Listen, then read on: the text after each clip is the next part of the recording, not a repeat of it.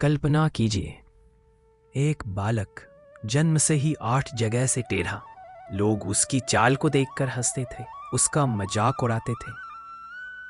लेकिन उसी बालक की जुबान से निकला ज्ञान हजारों वर्षों बाद भी आज तक अमर बना हुआ है। ये कहानी है महामुनि अष्टावक्र की। शास्त्रों में लिखा है, गर्भस्थ बालक ही अगर वेद सुनने लगे तो समझो कोई असाधारण आत्मा आने वाली है। अष्टावक्र के पिता थे ऋषि कहोड़ और माता सुजाता। दोनों उछालक ऋषि के आश्रम में रहते थे। कहोड़ ऋषि वेदों का पाठ रोज रात को करते और वही पाठ गर्भ में पल रहे एक छोटे से बालक तक भी पहुंच रहा था। हाँ, वही अष्टावक्र। एक रात गर्भ में पल रहा अष्टावक्र अचानक बोल पड़ा, पिताश्री, आप वेद पढ़ते तो हैं, लेकिन उच्चारण में त्रुटि कर रहे हैं और केवल शब्द दोहराने से ज्ञान नहीं आता। ज्ञान आत्मा में होता है, शुद्ध अंतकरण में, न कि केवल शब्दों में। सभा में बैठे ऋषि और स्वयं कहोड़ अवाक रह गए। गर्भ से ऐसी तर्कपूर्ण आवाज पर पिता कहोड़ का अहंकार आहत हो गया। उन्होंने गर्भस्थ बालक को शाप दे डाला, जैसे तू वक्रवाणी करता है वैसे ही तेरा शरीर 8 जगह से वक्र होगा।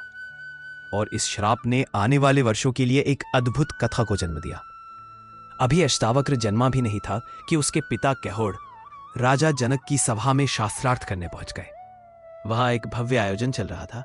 हजारों गायें जिनके सींग सोने से मढ़े थे, गले में हीरे मानिक लटक रहे थे। घोषणा हुई, जो विद्वान शास्त्रार्थ में विजयी होगा वही ये गाय ले जाएगा। हारने वाले को मृत्यु दंड भी हो सकता है। कहोड़ ऋषि का मुकाबला हुआ वंदिन नामक विद्वान से, पर दुर्भाग्य कहोड़ ऋषि हार गए और नियम के अनुसार वंदिन ने उन्हें जल में डुबवा दिया। कहोड़ ऋषि लौटे नहीं। नाना उछालक ने अष्टावक्र की परवरिश की। अष्टावक्र को नहीं बताया गया है कि उसके असली पिता कौन थे। वो अपने नाना को ही पिता समझता रहा और उम्र बढ़ती गई 12 साल तक। लेकिन उसकी बुद्धि किसी वृद्ध ऋषि से कम नहीं थी। गर्भ में जो ज्ञान पाया वह बढ़ता ही गया। समय का पहिया घूमता रहा। अष्टावक्र 12 साल का हो गया। उसका ज्ञान इतना प्रखर था कि लोग कहते, इस बालक की बुद्धि ब्रह्मा के समान है। लेकिन उसे अब तक ये नहीं पता था कि उसके पिता कहोड़ ऋषि अब इस दुनिया में नहीं है। और जब एक दिन उसे सच्चाई का पता चला कि उसके पिता राजा जनक की सभा में वंदिन से हारकर जल में डुबो दिए गए थे, तो उसके मन में ज्वाला उठी।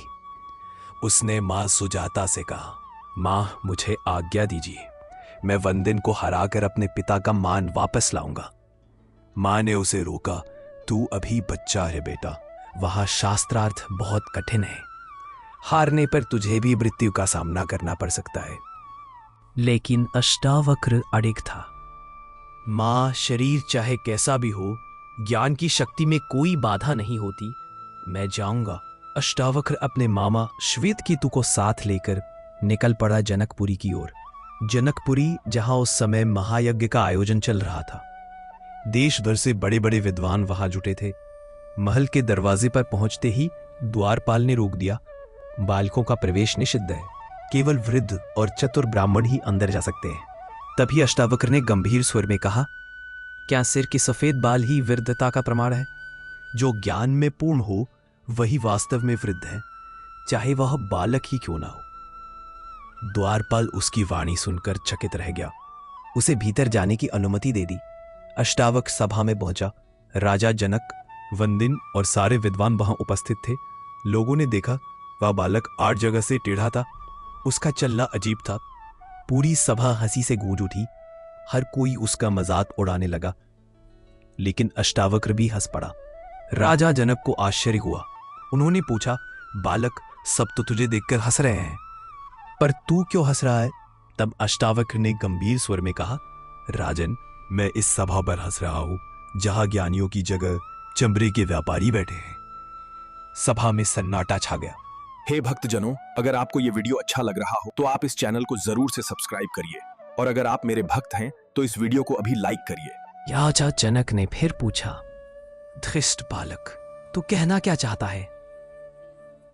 अष्टावक्र बोला, राजन, ये लोग मेरे टेढ़े शरीर को देख रहे हैं, मेरी आत्मा को नहीं। मंदिर टेढ़ा हो तो क्या आकाश टेढ़ा हो जाता है? घड़ा फूट जाए तो क्या उसमें तो पानी भी फूट जाता है? नहीं ना, मैं शरीर नहीं हूं, मैं आत्मा हूं। कृपा कर मेरी आत्मा को देखिए, मेरी देह को नहीं। यह सुनकर सभा के सारे विद्वान चुप हो गए। उनका अहंकार पिघलने लगा। राजा जनक को लगा, ये बालक साधारण नहीं, इसमें कोई दिव्यता है। उन्होंने अष्टावक्र से कठिन प्रश्न पूछने शुरू किए, पर अष्टावक्र ने हर प्रश्न का उत्तर तुरंत दे दिया। जनक अचंभित रह गए। हे ब्राह्मण पुत्र, तुम्हारा शरीर भले बालक का हो, पर ज्ञान में तुम वृद्धों से भी बड़े हो। अब मुझे विश्वास है तुम वंदिन से शास्त्रार्थ करने योग्य हो। राजा जनक के आदेश पर सभा में आवाज गूंजी, वंदिन को बुलाओ। वंदिन सब सभा में आया। उसका मस्तक ऊंचा, आंखों में घमंड की झलक। वो वही था जिसने अष्टावक्र के पिता कैहोड़ ऋषि को परास्त किया था। वह अष्टावक्र को देखकर हंस पड़ा। राजन, ये कौन है जिसका शरीर 8 जगह से वक्र है? क्या ये मुझसे शास्त्रार्थ करेगा? सभा फिर से हंसी से गूंज उठी, लेकिन अष्टावक्र ने भी उसी दृढ़ता से कहा, वंदिन, शरीर में वक्रता से ज्ञान वक्र नहीं होता। जो आत्मा को जानता है वही सच्चा ज्ञानी है। आओ शास्त्रार्थ करो। वंदिन बोला, ठीक है, विषय होगा अद्वैत ब्रह्मस्कंद। अष्टावक्र बोला, मैं सदैव तैयार हूं, क्योंकि आत्मा में कोई काल नहीं, कोई सीमा नहीं। वंदिन ने कठिनतम प्रश्न पूछे, जीव और ब्रह्म क्या भेद है? शरीर और आत्मा का क्या संबंध है? माया क्या है? सभा में सन्नाटा छाया रहा। लोग सांस रोके सुनने लगे।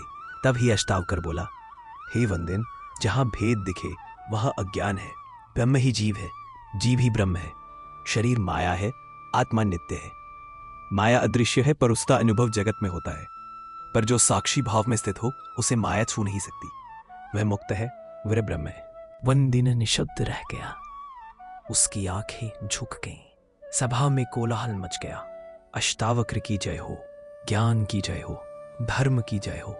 राजा जनक सिंहासन से उठकर बोले, हे ऋषिपुत्र, वंदिन को परास्त किया। तुम्हारा तेज अग्नि से भी प्रखर है। तुम्हारे ज्ञान ने अज्ञान का अंधकार दूर कर दिया है। अष्टावक्र ने सभा में कहा, यह वही वंदिन है जिसने मेरे पिता को जल में डुबवाया था। जैसे उसने मेरे पिता को डुबाया, वैसे ही इसे भी डुबाया जाए। सभा में सन्नाटा छा गया। राजा जनक भी मौन रहे। अष्टावक्र बोला, राजन, चुप रहना क्या अन्याय को मौन समर्थन नहीं है?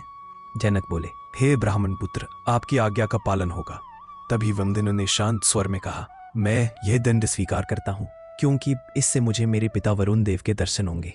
यह मेरे लिए वरदान होगा। वंदिन को जल में उतार दिया गया। तभी जल में हलचल हुई, लहरें उठी और जल के भीतर से कहोर ऋषि और अन्य ब्राह्मण प्रकट हो गए। सभा में कोलाहल मच गया। कहोर ऋषि की जय हो, अष्टावक्र की जय हो। कहोर ऋषि ने अपने पुत्र को देखा। पुत्र, तुमने मेरा मान बचा लिया। तुम केवल मेरा पुत्र नहीं, ब्रह्म ज्ञान के सूर्य हो। राजा जनक ने कहोर और अन्य ब्राह्मणों को वस्त्र, आभूषण और सम्मान देकर विदा किया। अगले दिन प्रातःकाल राजा जनक ने घोड़े से उतरकर अष्टावक्र को साष्टांग प्रणाम किया। महामुनि, मुझे वह ज्ञान दीजिए जो मृत्यु से परे है, जो आत्मा को जानने वाला है, जो जन्म और मरण के बंधनों से मुक्ति दिलाता है। राजमहल विशेष रूप से सजाया गया। अष्टावक्र के लिए सिंहासन लगाया गया। अब 2 वर्ष का वह बालक गुरु की असंधि पर बैठा था। राजा जनक बोले, हे ऋषिवर, आत्मा क्या है? यह बंधन क्या है? और मुक्ति क्या है? कृपया मुझे ज्ञान दीजिए जिससे जन्म मरण के चक्र से मुक्ति मिले। अष्टावक्र ने गहरी दृष्टि से जनक की ओर देखा।